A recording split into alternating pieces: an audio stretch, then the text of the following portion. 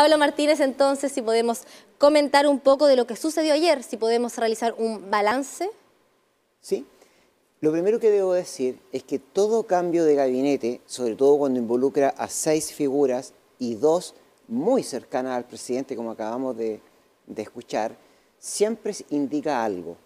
No solamente es un cambio de rostro, que eso ya es importante porque es un matiz, sino que probablemente indica también un cambio de lineamientos, de énfasis, de formas de llevar a cabo las diferentes carteras. Por lo tanto, lo primero que hay que decir, que aunque era presumible, sobre todo si ganaba la opción de rechazo, era presumible, sí, esto indica un hito importante. El mismo gobierno lo ha reflejado porque ha dicho que este es el comienzo del segundo tiempo.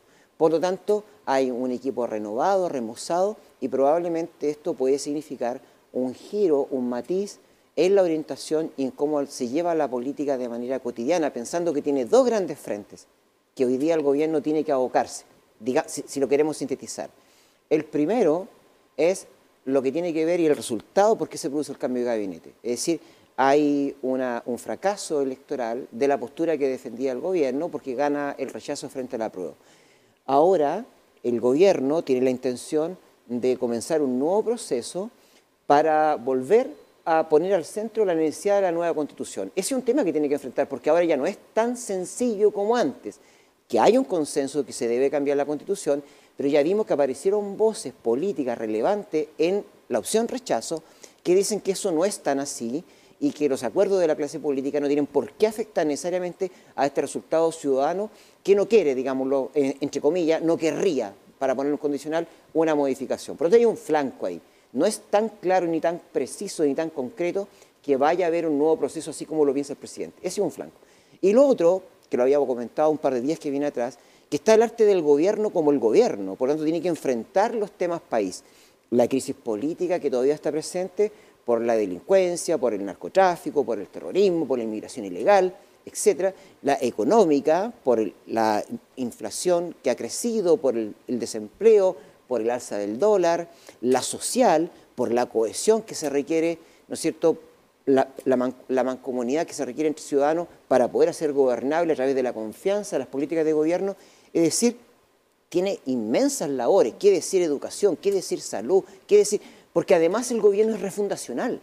Eso es lo que se propone. Entonces, cualquier cartera, como estamos en un proceso desde el gobierno refundacional, entonces cualquier cartera además le agrega el sabor, digámoslo así, que como quiere hacer transformaciones profundas, va a ser de mucho interés y va a estar siempre en el ojo de la noticia.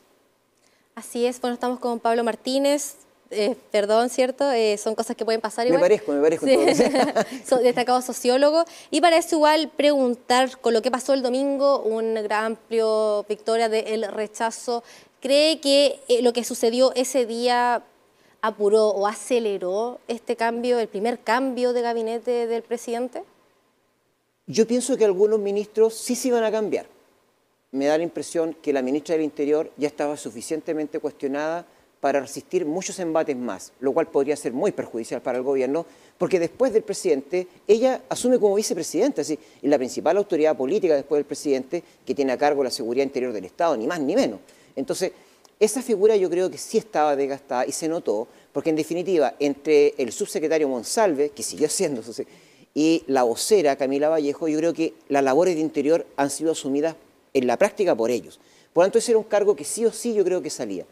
Lo que sí creo que ocurrió, que se precipitó el hecho de que más ministros tuvieran que dejar sus carteras, porque el impacto fue profundo, pienso yo.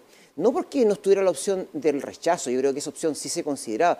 El mismo presidente yo creo que lo previó en algún momento cuando dijo, bueno, y si no se gana ahora, se ganará después. Por eso, como dijo la demócrata cristiana, que fue candidata a la presidencia, que dijo, no ganamos ahora, ganaremos después, dijo, ¿no es cierto? Entonces eso es lo que decían. Pero nunca yo creo que esperaron una derrota tan masiva. Si uno desagrega Santiago por un lado, el resto es muy masiva la derrota. O sea, en la zona central-sur, nuestra zona, digamos, llega al 72, 73, 74%, si uno agrega más o menos regiones. Entonces es muy importante la derrota del punto de vista político, simbólico, por supuesto, pero también psicológico.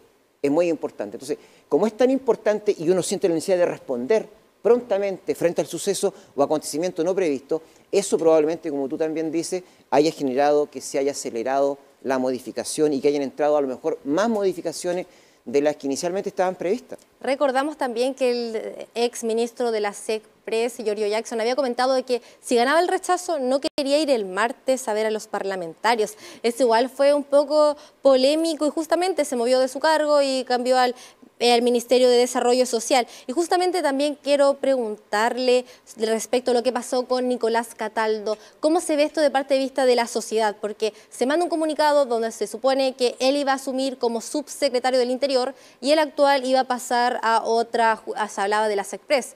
¿Qué pasó al final? Mira, esto que tú dices yo creo que es clave, porque del punto de vista social, cultural, ¿qué es lo fundamental para la cohesión social entre los ciudadanos entre sí y entre los ciudadanos con las instituciones, particularmente con el gobierno? La confianza. Esa es la clave. Si no hay confianza, entonces no hay credibilidad en el gobierno y al gobierno se le hace muy difícil el arte del gobierno, que siempre es difícil, pero se vuelve más difícil. Entonces, el presidente ha estado cuestionado porque cambia de opinión muy seguido. De hecho, se le han hecho apodos sobre esta condición.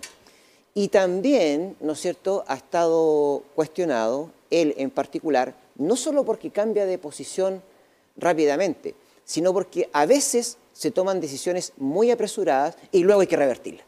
Entonces, ese temor que tiene la población, esa desconfianza de que dice A o eventualmente dice B, que puede que sea sí o no, pero es lo que se dice. Y por otro lado, que toma decisiones que luego rápidamente las debe echar atrás o revocar, precisamente ahora se ve afectado. ¿Me entiendes? Justo cuando hay que dar el recambio, cuando dice, bueno, aquí están los suplentes, ahora son titulares, vamos a enfrentar el segundo tiempo, se empieza con un acto fallido. No sé, es como poner un jugador que no estaba inscrito, es poner un jugador, ¿no es cierto?, o poner un extranjero más cuando ya está superada la cuota. ¿Por qué? Porque se pone este personaje que juega un papel ya importante en el gobierno y es completamente rechazado por el resto de la oposición. ¿Por qué? Porque están las condiciones para el rechazo, ¿no es cierto? Porque si hubiese ganado la prueba, probablemente habría habido una voz que se hubiese alzado por los dichos que se encontraron de este señor que iba a asumir como subsecretario, ¿sí? Pero como ganó el rechazo con esta, digamos, abrumadora ventaja, entonces la oposición dijo, no estamos disponibles para aceptar, ¿no es cierto? Y si no hay un cambio, no vamos a conversar más con el gobierno. Entonces, eso bastó para que efectivamente, reconociendo los tuits o la información que él había señalado, se cambie. Ahora, ese es un aspecto. El otro aspecto es el siguiente. Lo que se quería lograr ahora era una pareja Frente Amplio PS. O sea, lo que había, Frente Amplio PS, porque estaba la ministra Isquia Siches. El Frente Amplio se ha declarado, casi todas sus agrupaciones, a la izquierda del Partido Comunista. O sea, había una persona que estaba a la izquierda del Partido Comunista con una persona, digamos, del Partido Socialista que está al centro, a la derecha del Partido Comunista, por decirlo así. Todo equilibra, sí, a la izquierda radical. Hoy, ¿qué es lo que habría? Se mantiene el subsecretario, ¿no es cierto? Y ahora entra una persona que viene del mundo PPD. Entonces uno podría decir, ¿no es raro que la combinación anterior, PS comunista, ahora sea una combinación PPD-PS? Claro, tiene algo de raro porque el PS no es el Frente Amplio. El PPD no es el Frente Amplio menos, porque el Frente Amplio está a la izquierda del Partido Comunista y el PPD, digamos, está a la derecha del Partido Socialista. Entonces, ahí también hay una duda que yo no sabría decir qué es lo que significa, porque uno podría decir, es que el presidente pensó en modificar la política del interior. Entonces, ¿para qué estaba nombrando un comunista, me entiendes? Y después nombra un PS, a una PPD. Y además, aquí viene el problema que yo creo que podría resultar luego como segunda consecuencia no deseada. La actual ministra del Interior tiene una causa pendiente todavía, ¿no es cierto?, que involucra una cantidad de dinero que es muy, muy importante y que está todavía viéndose y que en cualquier momento podría dar un resultado negativo. Y además, y esto es lo otro, no digo que sea incompatible, no lo digo, no lo sé, legalmente sí es así, pero su actual pareja es un abogado defensor de causas donde hay involucrada violencia política.